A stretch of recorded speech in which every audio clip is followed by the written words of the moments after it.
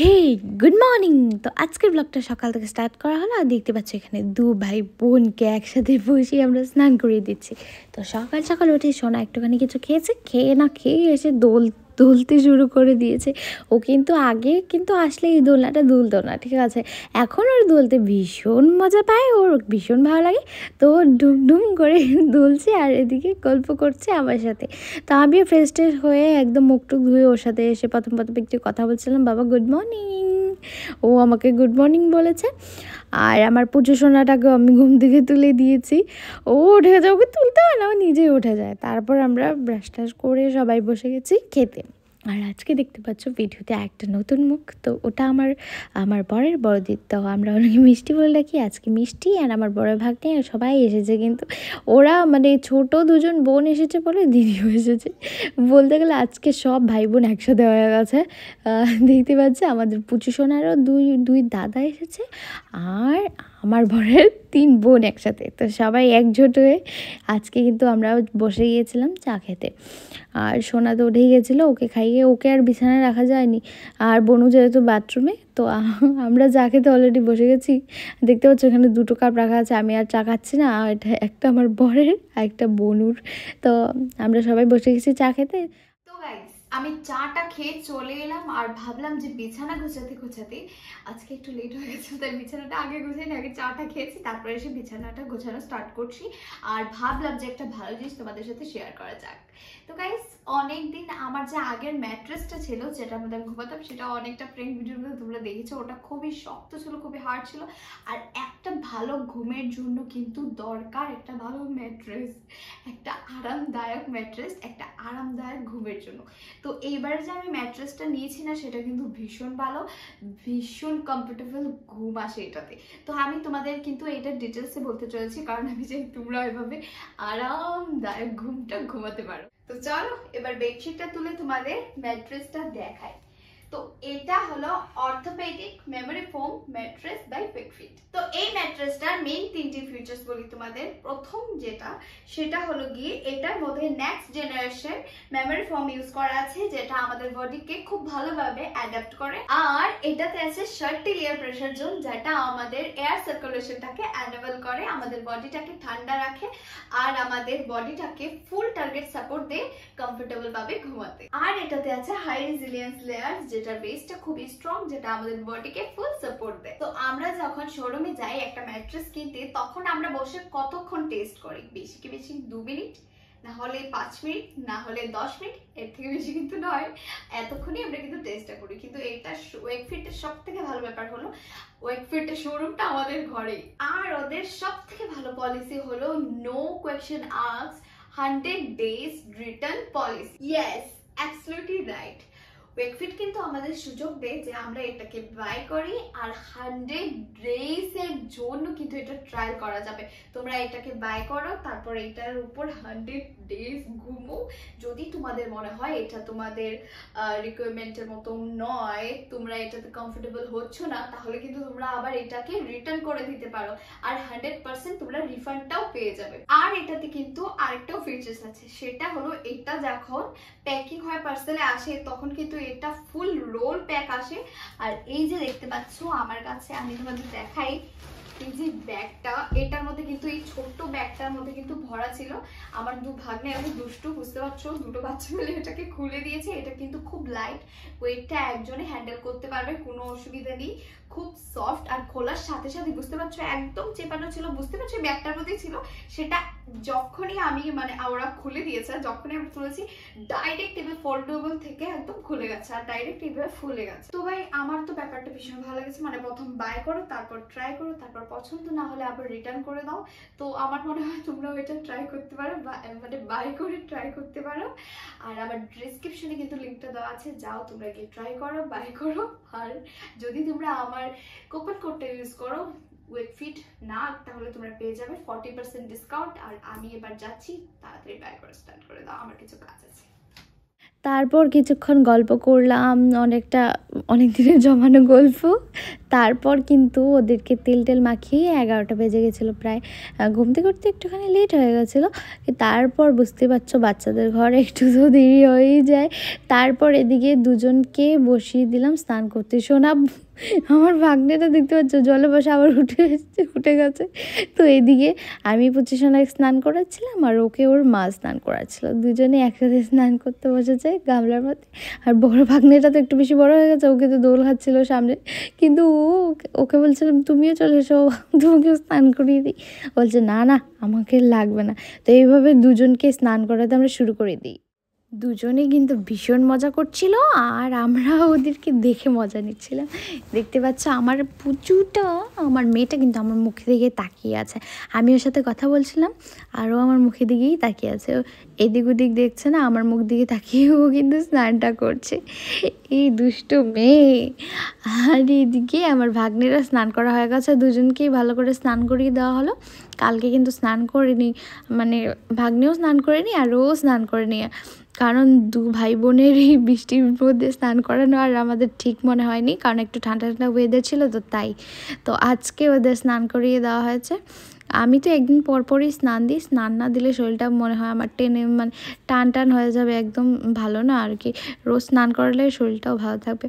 তো এই যে বৃষ্টির ওয়েদারে থাকলে আমি একদিন, সবসময় একদিন পরপর দিই, বৃষ্টির ওয়েদার থাকলে হয়তো কোনো দিন দুদিন পরেও দিই, নাহলে বেশি হয়তো ঠান্ডা লেগে যেতে পারে, আমার একটু ভয় করে আর কি তাই। তো এই যে স্নান করানো হয়ে গেছে আর এবার সোনাকে, সোনার মা দেখতে পাচ্ছ গামছা পরিয়ে দিয়েছে। আমি মেজদিকে বলেছিলাম গামছা পরিয়ে দিয়েছে, ও বলছে কুটুপুরি পরেছে তাহলে আমাকে কিছু পরিয়ে দাও। ও কিন্তু গামছা পরে নিয়েছে, দেখতে পাচ্ছ কিউটি পাই। তারপর দুজনকে স্নান করানো শেষ হলো আর এবার তেল তো আগেই মাখিয়ে নিয়েছে, তেল মাখিয়ে তারপরে স্নান দিয়েছি। এবার দুজনকে একদম রেডি টেডি করার পালা। ও স্নান করে চলে এসেছে যে কুটুবুড়ি কী করছে। তো কুটুবুড়িকে স্নান করার পর ভালো করে চুল টুল থেকে জল মুছে দিয়েছি, নাহলে ঠান্ডা লেগে যাবে। তো দুজনকেই স্নান করানো শেষ আর এবার দুজনই কাপড় চুপড় পরে একদম রেডি হয়ে যাবে। দেখতে পাচ্ছ বিছানাটা ভীষণ অগোছানো ছিল, কারণ সোনা একটু আগে ঘুমিয়েও উঠেছে একটুখানি।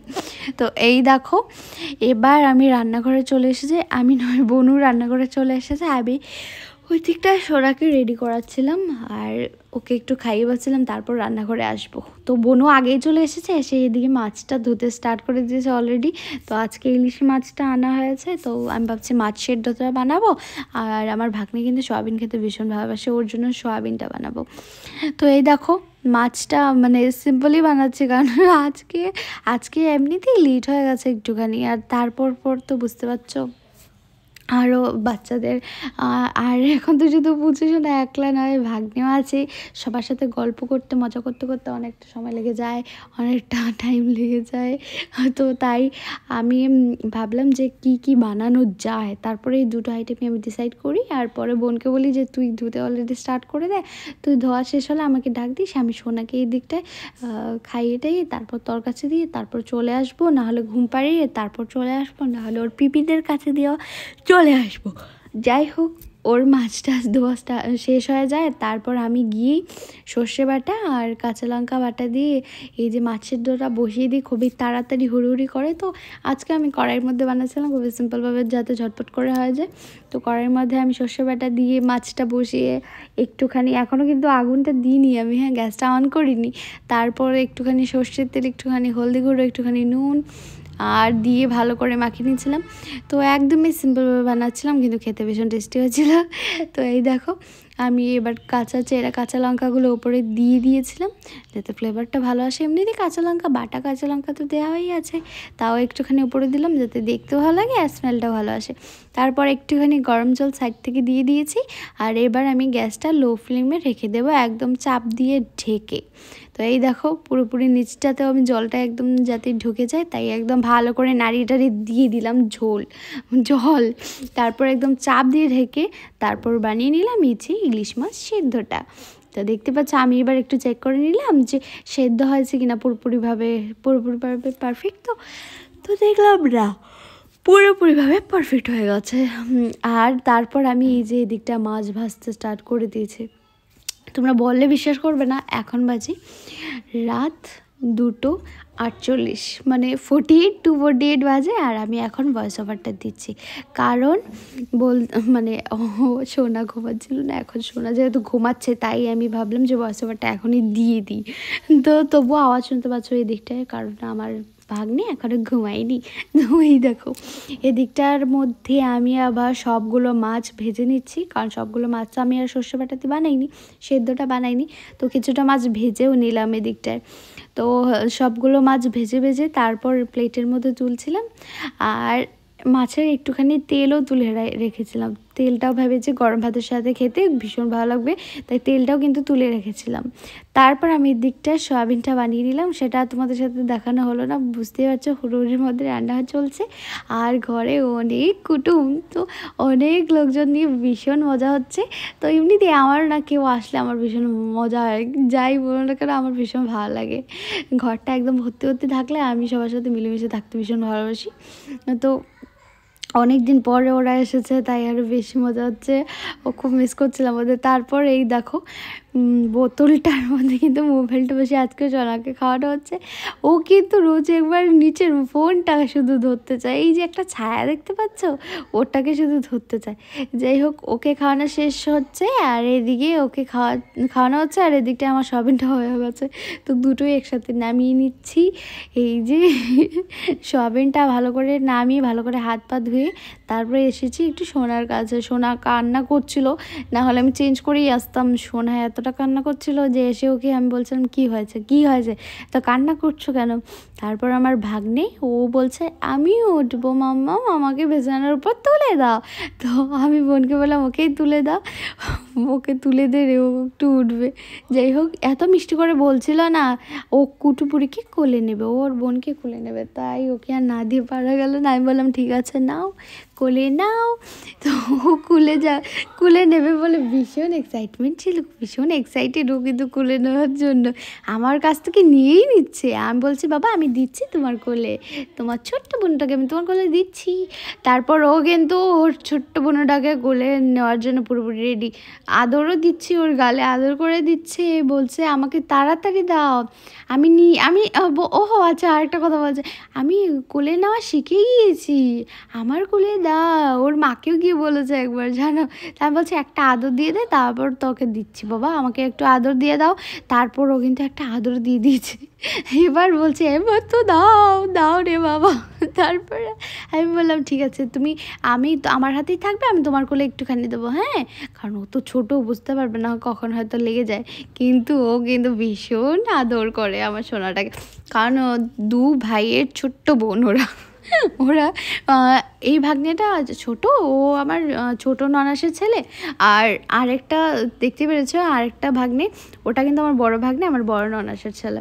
তো এই যে ওর মাসি এসে সবাই এসে দেখছে, মানে সোনাকে ও কুলে নিয়েছে, আর কুলে নিয়ে ভীষণ মজা, ওর কি খুশি তোমাদের কি বলবো, ভীষণ খুশি।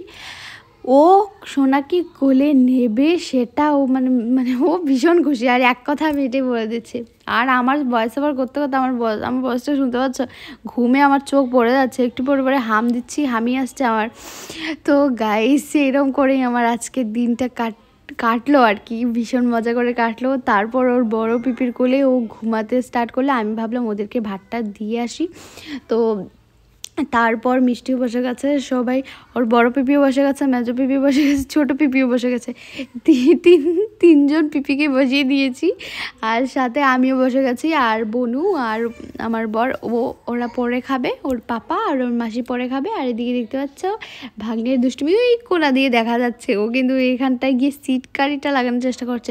কালকে ওর মা ভীষণ বকেছে, কিন্তু আমার ভাগ্নেটা ভীষণ দুষ্টু, ও কিন্তু কথা শুনবে না, ও দুষ্টুমি করতেই থাকবে।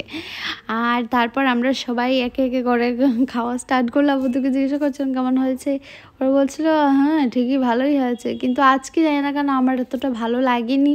তাই আমি হয়তো কদিন ধরে খাওয়া হচ্ছে বলে আজকে আর মাছটা বেশি খেতে ইচ্ছে করলো না। তাই আমি যে সয়াবিনের তরকারি ওটা দিয়ে বেশ খেতে স্টার্ট করলাম।